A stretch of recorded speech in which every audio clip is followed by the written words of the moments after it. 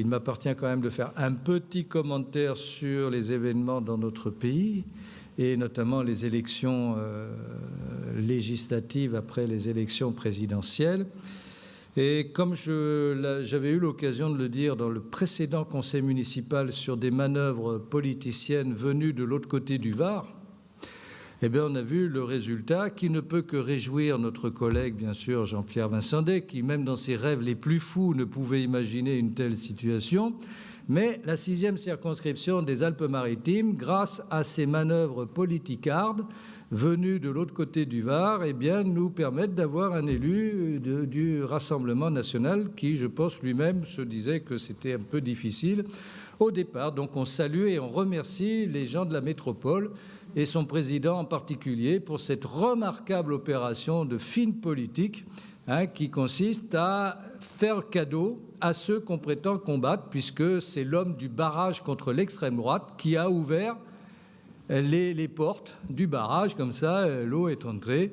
Mais bien sûr, ce n'est pas à Nice que c'est rentré chez nous. Voilà, donc on a une pensée émue et tout à fait sympathique de cette brillante opération. Je le dis, nous ne pouvons que regretter que notre député Laurent Strastour-Isnard, qui a fait son travail, et d'ailleurs son concurrent, son adversaire l'a reconnu aussi, qui a fait son travail, mais était un peu la victime de cette prise en étau, de cette opération-là, puisque la conjuration de 2 maires de la circonscription, pas forcément spontanément, mais bien sur instruction, eh bien, a pris un petit peu, avec un contexte national très particulier aussi, il faut bien le dire.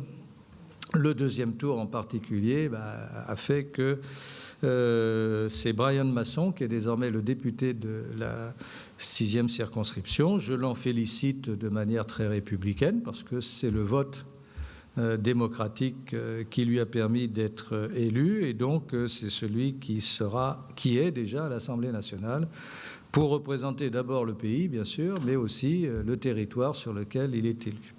Donc je l'en félicite et je transmets aussi en notre nom à notre députée sortante tous nos voeux pour elle de bonne continuation dans son mandat municipal à Cagnes-sur-Mer. Et à Villeneuve-Loubet, on peut se dire que la députée sortante est la seule qui est arrivée en tête dans cette commune et dans aucune autre. Et au résultat final, c'est à Villeneuve-Loubet que le candidat du Rassemblement national, sur le littoral en tout cas, a fait moins que dans les communes voisines. C'est d'ailleurs très étonnant, n'est-ce pas, je le dis à la presse, que ce soit dans les communes où on est les plus en forme, où on défie l'extrême droite à chaque fois, c'est là qu'on fait les scores les plus forts pour l'extrême droite, ce qui prouve que la stratégie est bien jouée.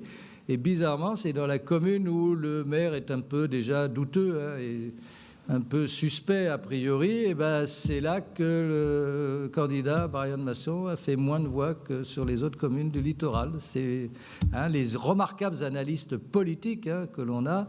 S'ils pouvaient profiter des vacances pour revoir un peu leur tablette, ça serait pas mal non plus. Donc nous, on a fait le job, mais nous accueillerons bien sûr le député comme il se doit, dans la courtoisie républicaine, et il est l'élu aujourd'hui de la circonscription, donc il est parfaitement légitime.